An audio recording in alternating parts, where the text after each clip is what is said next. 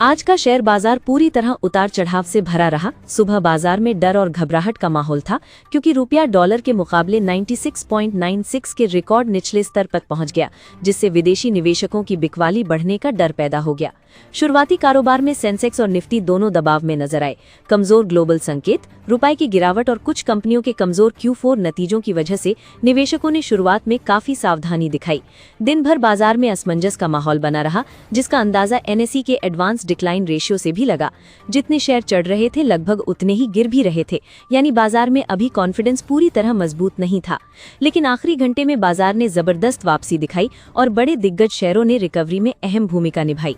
Reliance industries, Hindalco industries, axis bank और Mahindra and Mahindra में मजबूत खरीदारी देखने को मिली, जिससे सेंटिमेंट तेजी से सुधरा। हिंडाल्को इंडस्ट्रीज आज बाजार का सबसे बड़ा स्टार बना और शेयर 3% से ज्यादा उछल गया। निवेशकों को नोवेलिस के Q4 नतीजों और फ्यूचर बिजनेस आउटलुक में मजबूती दिखाई दी, जिससे स्टॉक में जोरदार बाइंग आई। ऑयल मार्केटिंग कंपनियों में भी अच्छी तेजी देखने को मिली। BPCL की मजबूत कमेंट्री के बाद HPCL समेत कई OMC स्टॉक्स ऊपरी स्तर पर बंद हुए, जिससे एनर्जी सेक्टर ने बाजार को सपोर्ट दिया। मिड कैप स्पेस में टाटा कम्युनिकेशंस ने सबसे ज्यादा ध्यान खींचा। कंपनी ने गणपति S लक्ष्मी नारायणन को नया MD और CEO नियुक्त किया, जिसके बाद स्टॉक में 7% से ज्यादा की तेजी देखने को मिली। IRB इंफ्रा ने भी Q4 रिजल्ट्स के दम पर शानदार रिकवरी दिखाई। खासतौर पर मार्जिन्स में करीब 980 बेसिस पॉइंट्स का सुधार निवेशकों को पसंद आया, जिसके बाद स्टॉक निचले स्तरों से करीब 6% तक चढ़ गया। एवलॉन टेक्नोलॉजीज में भी मजबूत तेजी देखने को मिली क्योंकि नोम्यूरा ने स्टॉक पर बाय रेटिंग के साथ कवरेज शुरू किया। ब्रोकरेज की पॉजिटिव राय के बाद स्टॉक करीब 8% उछल गया। दूसरी तरफ कमजोर नतीजों वाले स्टॉक्स में भारी दबाव देखने को मिला। PI इंडस्ट्रीज का शेयर 7% से ज्यादा टूट गया, जबकि जी एंटरटेनमेंट भी करीब 6% गिरा क्योंकि निवेशकों ने कमजोर Q4 नंबर्स पर तुरंत बिकवाली शुरू कर दी। आखिरकार दिन के अंत में सेंसेक्स 118 अंक चढ़कर 75,318 पर और निफ्टी 41 अंक बढ़कर 23,659 पर बंद हुआ। वहीं बैंक निफ्टी और मिड कैप इंडेक्स में भी अच्छी मजबूती देखने को मिली। हालांकि बाजार ने रिकवरी जरूर दिखाई, लेकिन रुपए की कमजोरी अभी भी चिंता का बड़ा कारण बनी हुई है। रुपया आखिर में 96.82 प्रति डॉलर के रिकॉर्ड क्लोजिंग लो पर बंद हुआ, जिससे इंपोर्टेड इन्फ्लेशन और विदेशी निवेश पर दबाव बढ़ने का खतरा बना हुआ है। मार्केट एक्सपर्ट्स का मानना है कि कमजोर रुपया एक तरफ परेशानी है क्योंकि इससे क्रूड ऑयल और इंपोर्टेड सामान महंगे हो जाते हैं, लेकिन दूसरी तरफ इससे IT और एक्सपोर्ट आधारित कंपनियों को फायदा मिल सकता है क्योंकि उन्हें डॉलर में ज्यादा कमाई होती है। एक्सपर्ट्स का ये भी कहना है कि RBI लगातार रुपए को स्थिर रखने की कोशिश कर रहा है ताकि महंगाई और मार्केट वॉलेटिलिटी ज्यादा न बढ़े। आने वाले दिनों में डॉलर और ग्लोबल मार्केट की चाल भारतीय बाजार की दिशा तय करने में अहम भूमिका निभा सकती है। BSE सेंसेक्स के जून 2026 रीजिक को लेकर बाजार में हलचल तेज हो गई है क्योंकि नोवामा की रिपोर्ट के मुताबिक इस बार इंडेक्स में बड़े बदलाव देखने को मिल सकते हैं। सबसे ज्यादा चर्चा ट्रेंट लिमिटेड के संभावित बाहर होने को लेकर हो रही है, जिससे स्टॉक में भारी पैसिव आउटफ्लो का दबाव बन सकता है। दूसरी तरफ हिंडाल्को इंडस्ट्रीज और श्रीराम फाइनेंस को सेंसेक्स में शामिल होने का मजबूत दावेदार माना जा रहा है। एक्सपर्ट्स का मानना है कि इंडेक्स में शामिल होने पर इन दोनों स्टॉक्स में बड़े फॉरेन और पैसिव फंड इनफ्लोज देखने को मिल सकते हैं।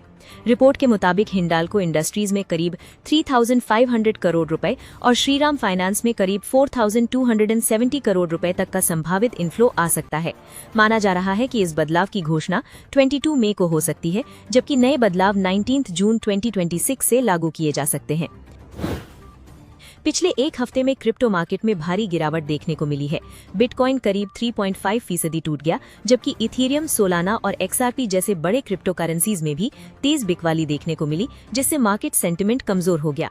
एक्सपर्ट्स के मुताबिक अमेरिका में बॉन्ड यील्ड और डॉलर इंडेक्स मजबूत होने से इन्वेस्टर्स रिस्की एसेट से पैसा निकाल रहे हैं। इसी वजह से क्रिप्टो मार्केट में प्रेशर बढ़ा और बिटकॉइन भी अपने मजबूत रेजिस्टेंस लेवल से नीचे फिसलकर करीब 75.57 करोड़ रुपए के आसपास पहुंच गया। पिछले 24 घंटों में क्रिप्टो मार्केट में करीब 8,160 करोड़ रुपए की लिक्विडेशन हुई है और स्पॉट बिटकॉइन ETF से भी बड़े आउटफ्लोज दर्ज किए गए हैं। वहीं ट्रूथ सोशल के बिटकॉइन ETF प्रपोजल वापस लेने और भारत में वर्चुअल डिजिटल एसेट्स को लेकर बढ़ती रेगुलेटरी एक्टिविटी पर भी इन्वेस्टर्स की नजर बनी हुई है।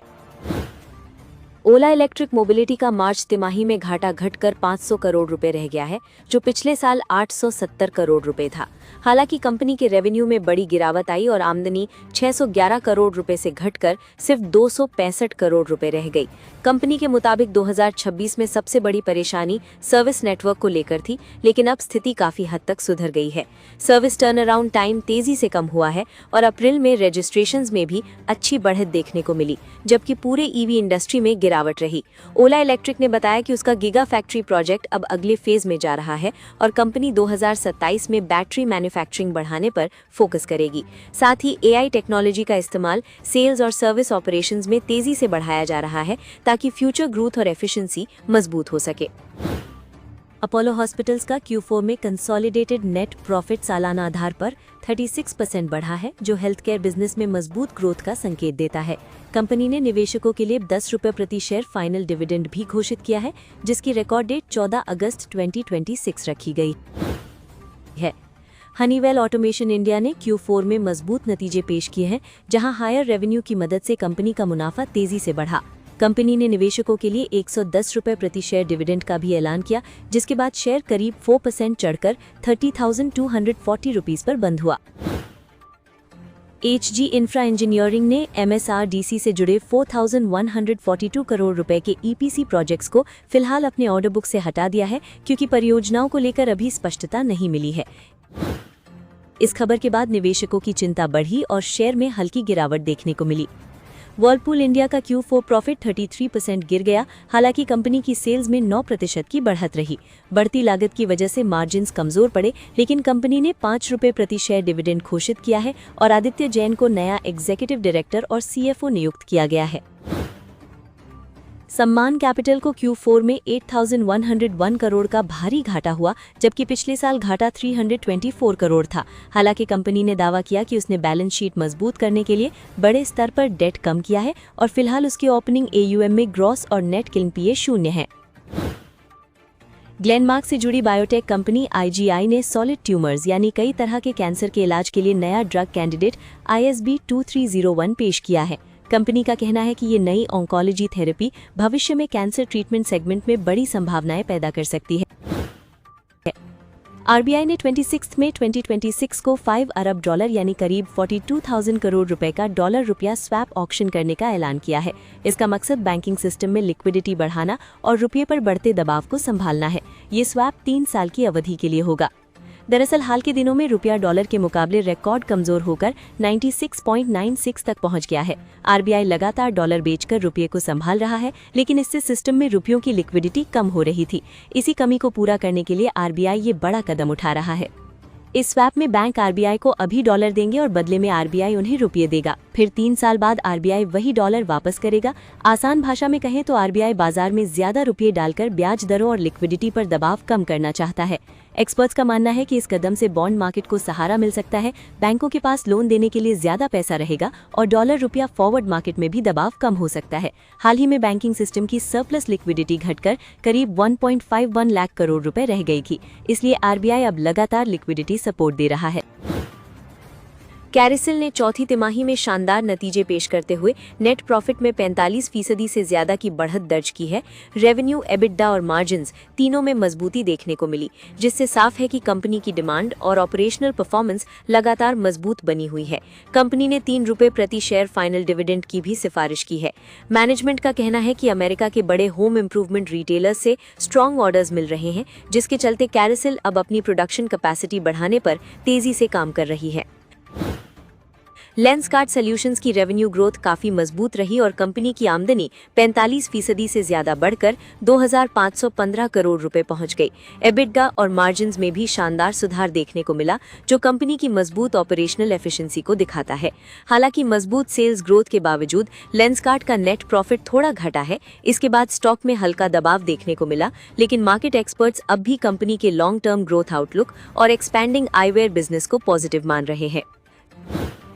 संवर्धना मदरसन ने मार्च तिमाही में शानदार प्रदर्शन करते हुए नेट प्रॉफिट को 43% बढ़ाकर 1497 करोड़ रुपए तक पहुंचा दिया। कंपनी ने प्रॉफिट के मामले में मार्केट एस्टिमेट्स को भी पीछे छोड़ दिया, जिससे ऑपरेशनल स्ट्रेंथ साफ नजर आई। कंपनी की रेवेन्यू ग्रोथ भी मजबूत रही और आमदनी बढ़कर 34,309 करोड़ रुपए पहुंच गई। ऑटो सेक्टर में मजबूत डिमांड, ग्लोबल बिजनेस एक्सपेंशन और बेहतर ऑपरेशनल परफॉर्मेंस का फायदा कंपनी को इस क्वार्टर में साफ तौर पर मिला। कजारिया सिरामिक्स की सब्सिडरी ने तमिलनाडु में टाइल्स एडहेसिव्स का प्रोडक्शन शुरू कर दिया है।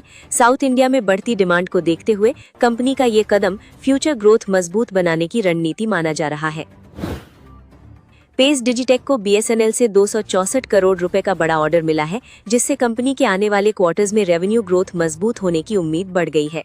भारत इलेक्ट्रॉनिक्स के शेयरों में लगातार 5वें दिन गिरावट देखने को मिली और स्टॉक करीब 3% टूटकर 2 महीने के निचले स्तर पर पहुंच गया। इसकी बड़ी वजह मार्च तिमाही में प्रॉफिट ग्रोथ का पिछले 13 क्वार्टर्स में सबसे कमजोर रहना रहा। हालांकि रेवेन्यू और नेट प्रॉफिट दोनों में सालाना आधार पर बढ़त दर्ज की गई। आदित्य बिरला कैपिटल ने अपनी ग्रोथ प्लान्स और कैपिटल बेस मजबूत करने के लिए 4,000 करोड़ रुपए का प्रेफरेंशियल शेयर इशू मंजूर किया है। इस फंडिंग में ग्रासिम इंडस्ट्रीज, सूर्यजा इन्वेस्टमेंट्स और आईएफसी हिस्सा लेंगे, जिससे कंपनी को लेंडिंग बिजनेस और फ्यूचर एक्सपेंशन में मदद मिलने की उम्मीद है। आदित्य बिरला कैपिटल में उसकी पेरेंट कंपनी ग्रासिम इंडस्ट्रीज की हिस्सेदारी इस फंड रेजिंग के बाद 52.27% से बढ़कर 53.08% हो जाएगी। एरिस लाइफ साइंसेज के शेयर Q4 नतीजों के बाद करीब 12% तक उछल गए। कंपनी को डोमेस्टिक ब्रांडेड फॉर्मुलेशंस बिजनेस में मजबूत ग्रोथ का फायदा मिला है। वहीं मैनेजमेंट को उम्मीद है कि सेमाग्लूटाइड और ओबेसिटी फोकस्ड प्रोडक्ट्स आने वाले समय में ग्रोथ मोमेंटम को और मजबूत करेंगे।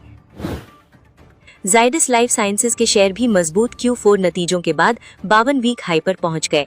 कंपनी का एडजस्टेड प्रॉफिट मार्केट एस्टिमेट से बेहतर रहा और मैनेजमेंट ने 2027 में एबिडा मार्जिन 24% से ऊपर रहने का भरोसा जताया है, जिससे ब्रोकरेज हाउसेज भी स्टॉक को लेकर बुलिश नजर आ रहे हैं। IOL केमिकल्स के शेयर Q4 नतीजों के बाद करीब 9% की तेजी के साथ बंद हुए। कंपनी की रेवेन्यू और मार्जिन ग्रोथ मजबूत रही। वहीं बोर्ड ने ट्रायासिटीन नाम के नए प्रोडक्ट के लिए प्लांट लगाने और कैपेसिटी एक्सपेंशन को भी मंजूरी दी है, जिससे फ्यूचर ग्रोथ को सपोर्ट मिल सकता है। पीएम मोदी और इटली की पीएम जॉर्जिया मेलोनी के वायरल मेलोडी मोमेंट का असर स्टॉक मार्केट में भी देखने को मिला। इन्वेस्टर्स ने गलती से पार्ले इंडस्ट्रीज के शेयर्स में खरीदारी शुरू कर दी, जबकि इस कंपनी का पार्ले प्रोडक्ट्स या फेमस पार्ले टॉफी ब्रांड से कोई संबंध नहीं है। आरवीएनएल को Varanasi Prayagraj railway electrification project के लिए 129 करोड़ रुपए का बड़ा ऑर्डर मिला है। ये प्रोजेक्ट नॉर्थ ईस्टर्न रेलवे के तहत पूरा किया जाएगा और इससे कंपनी की ऑर्डर बुक और इंफ्रास्ट्रक्चर बिजनेस को मजबूती मिलने की उम्मीद है। जुबिलेंट फूड वर्क्स के Q4 में कंपनी का स्टैंडअलोन मुनाफा 14% घटकर 42.5 करोड़ रुपए रह गया, जबकि पिछले साल ये 49.4 करोड़ था। हालांकि इस दौरान कंपनी की आय 6.4% बढ़कर और EBITDA भी 11% बढ़ा, जिससे पता चलता है कि ऑपरेशन मजबूत हुए, लेकिन बढ़ते खर्चों ने प्रॉफिट पर दबाव डाला। खर्चों में बढ़ोतरी आय से ज्यादा तेज रही, जिसकी वजह से नेट प्रॉफिट पर असर पड़ा, लेकिन कंपनी का EBITDA मार्जिन बढ़कर 20.5% हो गया, जो पहले 19.6% था। इसी के साथ कंपनी ने 1.2 रुपए प्रति शेयर का डिविडेंड भी घोषित किया है, जो आने वाली AGM की मंजूरी के बाद शेयर धारकों को दिया जाएगा। डॉक्टर रेड्डीज ने इंडिया में ओरल सेमाग्लूटाइड बायोसिमिलर ओबीडा लॉन्च किया है, जो टाइप 2 डायबिटीज के मरीजों के लिए एक नई ओरल दवा है। ये लॉन्च कंपनी के डायबिटीज सेगमेंट को मजबूत करने वाला कदम माना जा रहा है। हालांकि खबर के बाद शेयर करीब 1% गिरकर 1320 रुपए पर बंद हुआ। सांगवी मूवर्स का Q4 प्रॉफिट सालाना आधार पर करीब 28% बढ़कर 68.8 करोड़ रुपए पहुंच गया, जबकि पिछले साल इसी तिमाही में ये 53.8 करोड़ रुपए था। ये ग्रोथ इसलिए आई क्योंकि क्रेन्स की मांग और विंड एनर्जी प्रोजेक्ट्स में कामकाज लगातार मजबूत बना हुआ है। टीम लीज सर्विसेज ने Q4 में 26% प्रॉफिट ग्रोथ दर्ज की है और साथ ही 238 करोड़ रुपए का शेयर बायबैक भी मंजूर किया है। इसका मतलब है कि कंपनी अपने ही शेयर वापस खरीदकर निवेशकों को वैल्यू लौटाने की कोशिश कर रही है, जबकि रेवेन्यू ग्रोथ इस बार थोड़ी सीमित रही है। आरबीआई ने महाराष्ट्र के द यशवंत कोऑपरेटिव बैंक का लाइसेंस रद्द कर दिया है। केंद्रीय बैंक के मुताबिक बैंक के पास पर्याप्त पूंजी और कमाई की क्षमता नहीं बची थी, जिसकी वजह से जमाकर्ताओं के हितों की सुरक्षा के लिए ये सख्त कदम उठाया गया है। आरबीआई ने साफ किया है कि करीब 99% जमाकर्ताओं को उनकी पूरी जमा राशि वापस मिलने की उम्मीद है। डीआईसीजीसी के तहत हर डिपॉजिटर को 5 लाख रुपए तक का इंश्योरेंस कवर मिलता है और अब तक 106 करोड़ रुपए से ज्यादा का भुगतान भी किया जा चुका है। जेपी मॉर्गन की रिपोर्ट में कहा गया है कि अब तक निफ्टी कंपनियों के Q4 नतीजे काफी हद तक उम्मीद से बेहतर रहे हैं, लेकिन आगे चलकर खासकर 2027 में दबाव बढ़ सकता है। इसका कारण है कच्चे माल की कीमतों में बढ़ोतरी और रुपए में कमजोरी, जिससे कंपनियों की लागत बढ़ सकती है और मुनाफे पर असर पड़ सकता है। इंडस्ट्रियल सेक्टर को ब्रोकरेज ने ओवरवेट रखा है क्योंकि सरकार इंफ्रास्ट्रक्चर पर खर्च तेज कर रही है, डिफेंस में मॉडर्नाइजेशन हो रहा है और मैन्युफैक्चरिंग भी तेजी से बढ़ रही है। इस सेक्टर में L&T, BEL, Adani ports, NTPC, power grid और पॉलीकैब जैसे बड़े नाम शामिल हैं जो इस ग्रोथ से फायदा उठा सकते हैं। हॉस्पिटल सेक्टर को भी मजबूत ग्रोथ वाला माना गया है और इसमें Apollo hospitals, max health care और मैदानपुर जैसे स्टॉक्स पर पॉजिटिव रुख है। हेल्थ केयर में लगातार बढ़ती डिमांड और मजबूत ऑपरेशन इसे सपोर्ट कर रहे हैं, जिससे इस सेक्टर में स्टेडी ग्रोथ की उम्मीद बनी हुई है। फाइनेंशियल सेक्टर को भी ओवरवेट रखा गया है, जिसमें ICICI bank, SBI, axis bank, Bajaj finance और HDFC AMC जैसी कंपनियां शामिल हैं। बैंकिंग में लोन ग्रोथ और बेहतर एसेट क्वालिटी की वजह से इस सेक्टर को आगे भी स्थिर और मजबूत प्रदर्शन वाला माना जा रहा है। कैग अब सरकारी ऑडिट सिस्टम में AI और अपना खुद का LLM प्लेटफॉर्म इस्तेमाल करने जा रहा है। हर साल आने वाली 20 से 25 हज़ार इंस्पेक्शन रिपोर्ट्स को अब तेजी से एनालाइज किया जाएगा, जिससे सरकारी खर्च और टेंडर प्रोसेस में गड़बड़ियां जल्दी पकड़ में आ सके। नए AI टूल्स की मदद से बिड रोटेशन, एक जैसी प्राइसिंग पैटर्न और कुछ चुनिंदा कंपनियों को बार बार कॉन्ट्रैक्ट मिलने जैसी गतिविधियों को आसानी से ट्रैक किया जा सकेगा। इससे कार्टेल और प्रोक्योरमेंट रिस्क को पहले से ज्यादा तेजी से पहचानने में मदद मिलेगी। कैग आगे GST, फास्टैग, लॉजिस्टिक्स और ट्रांसपोर्ट जैसे बड़े डेटा सिस्टम्स को भी AI के जरिए एनालाइज करने की तैयारी में है। भारत अगले महीने अपना पहला वेदर डेरिवेटिव्स कॉन्ट्रैक्ट लॉन्च करने जा रहा है। NCDX का रेन मुंबई फ्यूचर्स कॉन्ट्रैक्ट 1 जून 2026 से शुरू होगा, जो मुंबई में मानसून की बारिश के आधार पर काम करेगा और इसे सेबी की मंजूरी भी मिल चुकी है। ये प्रोडक्ट खास तौर पर एग्रीकल्चर, कंस्ट्रक्शन, लॉजिस्टिक्स और पावर सेक्टर्स को मौसम से जुड़े फाइनेंशियल रिस्क से बचाने के लिए बनाया गया है। कॉन्ट्रैक्ट का सेटलमेंट IMD के रेनफॉल डेटा के आधार पर होगा, जिससे इंश्योरेंस की तरह लंबा क्लेम प्रोसेस नहीं रहेगा और सेटलमेंट तेजी से हो सकेगा। NCDX के मुताबिक इस कॉन्ट्रैक्ट को IIT बॉम्बे और IMD के डेटा सपोर्ट से तैयार किया गया है। एक्सपर्ट्स मानते हैं कि इससे भारत में क्लाइमेट रिस्क मैनेजमेंट का नया फाइनेंशियल मार्केट विकसित हो सकता है और कंपनियों को मॉनसून अनसर्टेनिटी से निपटने में मदद मिलेगी। कॉलियाज इंडिया की रिपोर्ट के मुताबिक भारत को 2030 तक नए सोलर और विंड एनर्जी प्रोजेक्ट्स लगाने के लिए करीब 7 लाख एकड़ जमीन की जरूरत पड़ सकती है। सिर्फ जमीन पर ही 10 से 15 अरब डॉलर यानी करीब 83,000 करोड़ से 1,25,000 करोड़ रुपए तक का निवेश आने का अनुमान है। रिपोर्ट में कहा गया है कि 2026 से 2030 के बीच भारत में 270 से 300 गीगावाट नई रिन्यूएबल एनर्जी कैपेसिटी जुड़ सकती है। इसमें सबसे बड़ा हिस्सा सोलर प्रोजेक्ट्स का रहेगा और अकेले सोलर कैपेसिटी 2030 तक 400 से 450 गीगावाट तक पहुंचने की उम्मीद है।